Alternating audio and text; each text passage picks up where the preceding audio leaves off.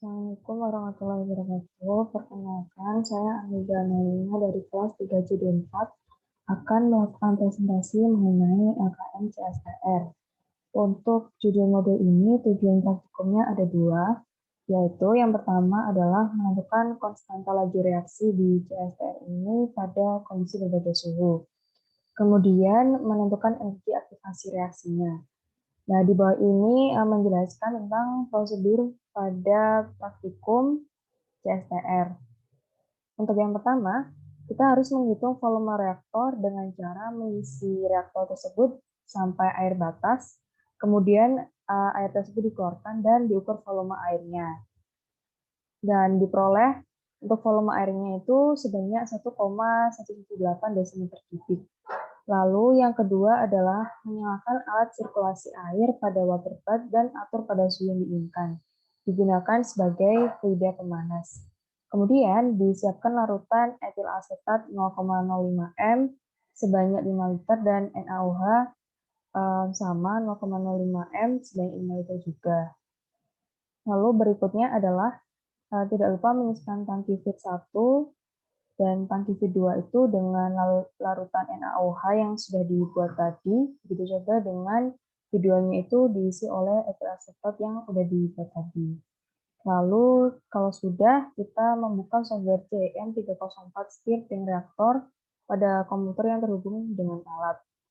Berikutnya, mengatur increment waktu sampling setiap 30 detik dan pengambilan datanya diambil secara kontinus. Berikutnya adalah kita melakukan aktivasi jendela mimik diagram untuk menyebutkan data. Lalu memasukkan volume reaktor yang telah diukur pada kolom volume dan memasukkan suhu reaksi pada kolom temperatur. Berikutnya, memasukkan konsentrasi upan NaOH dan etil asetat pada kolom NaOH cons dan etil asetat cons. Dan tidak lupa memastikan bahwa drain valve ini di reaktor sudah tertutup.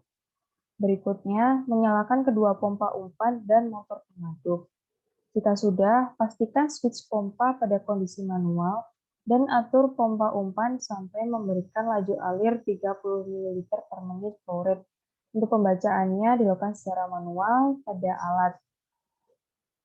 Kemudian yang selanjutnya adalah memposisikan switch pengaduk pada kondisi manual dan mengatur agitator speed controllernya pada nilai 7. Berikutnya adalah tidak lupa memastikan bahwa semua input itu sudah sesuai variabel. Jadi dikoreksi ulang. Jika sudah, mengeklik Go dan pindahkan ke jendela tabel pengamatan. Nah, dari situ kita mengamati apakah prosesnya itu sudah mencapai steady state atau belum. Jika sudah mencapai steady state atau measure conductivity constant, kita bisa mengeklik icon stop untuk menghentikan pengambilan data. Lalu, jika sudah, matikan kedua pompa dan pengaduknya. Jika sudah dimatikan semuanya, keluarkan semua isi reaktor ini dengan membuka drain valve pada bagian bawah reaktor. Dan yang terakhir adalah, dan saya yang ke-21, kita melepaskan probe conductivity dan gelas dengan air demineralisasi, dan tidak lupa dipasang kembali.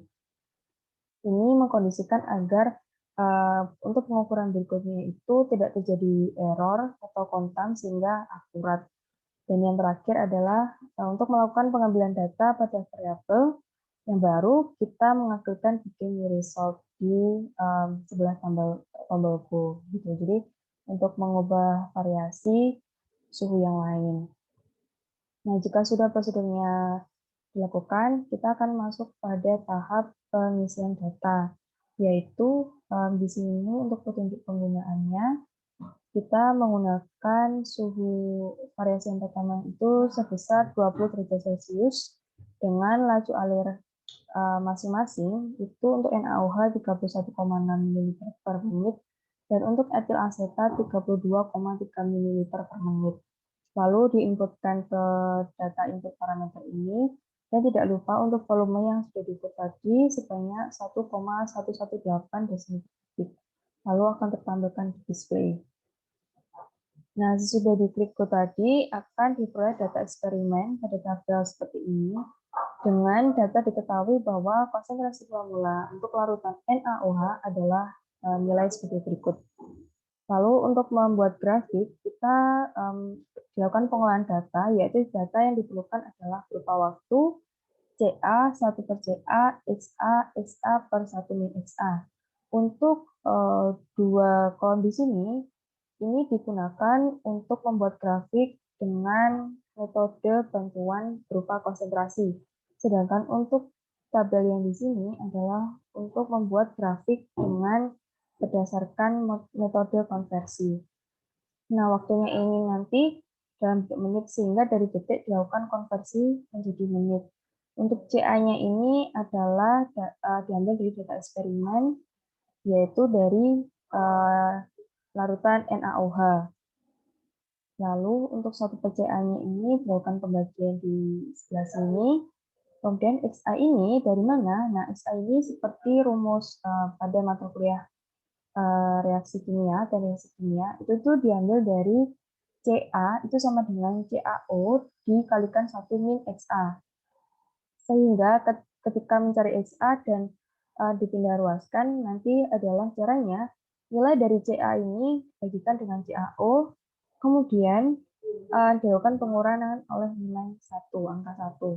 Lalu dicari sampai data terakhir, yaitu data yang menampilkan bahwa dia sudah steady state.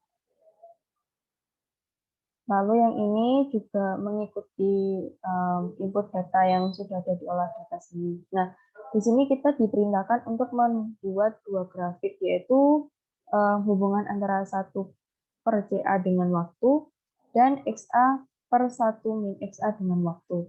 Ini menunjukkan bahwa data diperoleh berdasarkan konsentrasi larutan, sedangkan yang di bawah adalah data yang ditunjukkan berdasarkan konversinya. Nah, ini untuk sumbu X-nya adalah waktu, dan sumbu Y-nya adalah 1 per CA-nya. Sehingga ketika dibuat grafik akan berbentuk seperti ini, dan tidak lupa bentuk intermediate-nya dipaskan dengan 1 per CA-nya. Sehingga equation yang terbentuk adalah Y sama dengan MX plus C, di mana ini sudah sesuai dengan modul ya, materi di modul. Nah, untuk penentuan K-nya atau konstanta laju reaksi ini adalah K sama dengan M.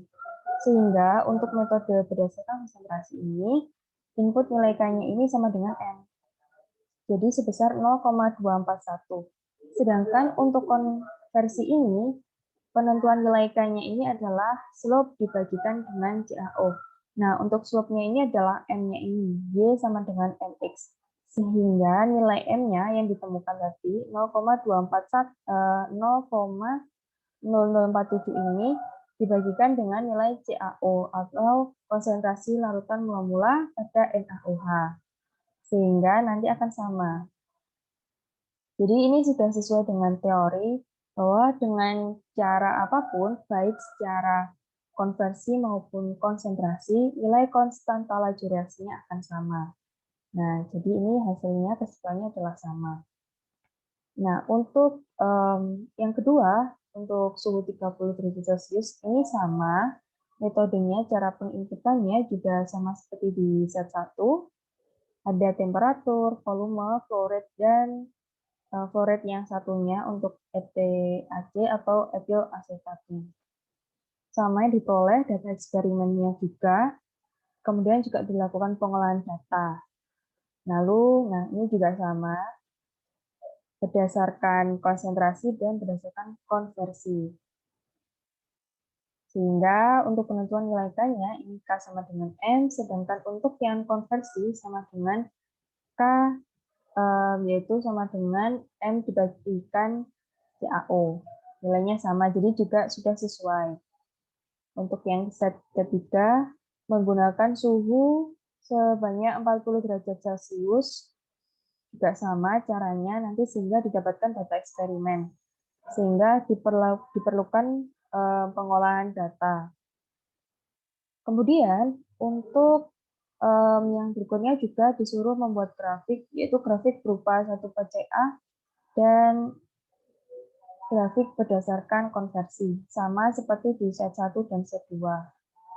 Lalu di sini juga disuruh menentukan konstanta laju reaksinya, baik berdasarkan konsentrasi maupun konversi. Hasilnya sama ya, maka dapat disimpulkan bahwa dengan cara apapun, nilai konstanta laju reaksinya akan sama. Lalu yang terakhir, jika sudah ditemukan nilai konstanta masing-masing, tiap suhunya, maka di sini kita disuruh untuk menentukan energi aktivasinya. Caranya gimana? Nah, suhu yang tadi kita inputkan itu dijadikan Kelvin terlebih dahulu, sehingga dikonversikan dengan cara menambahkan 27,15 agar dia dari Celcius berubah menjadi dari Celcius menjadi Kelvin. Nilai K-nya juga diinputkan, lalu 1/T-nya ini 1 dibagi T. Kemudian dari K-nya ini dilakukan ln. Nah, grafik yang dibuat ini adalah hubungan antara 1/T dibandingkan dengan ln K. Untuk sumbu X-nya ini adalah 1/T dan sumbu Y-nya adalah ln K. Lalu dilakukan input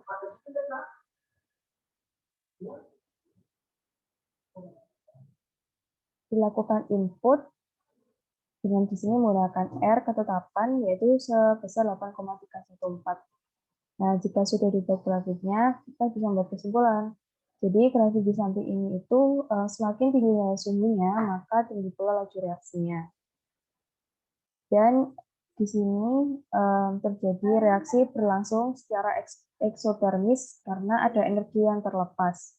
Nah, ini dikatakan kenapa kok semakin tinggi laju reaksinya kalau suhunya makin tinggi, karena terjadi gerakan-gerakan partikel yang saling bertemu ketika adanya panas. Sekian presentasi dari saya. Apabila ada kurang lebihnya, mohon maaf. Wassalamualaikum warahmatullahi wabarakatuh.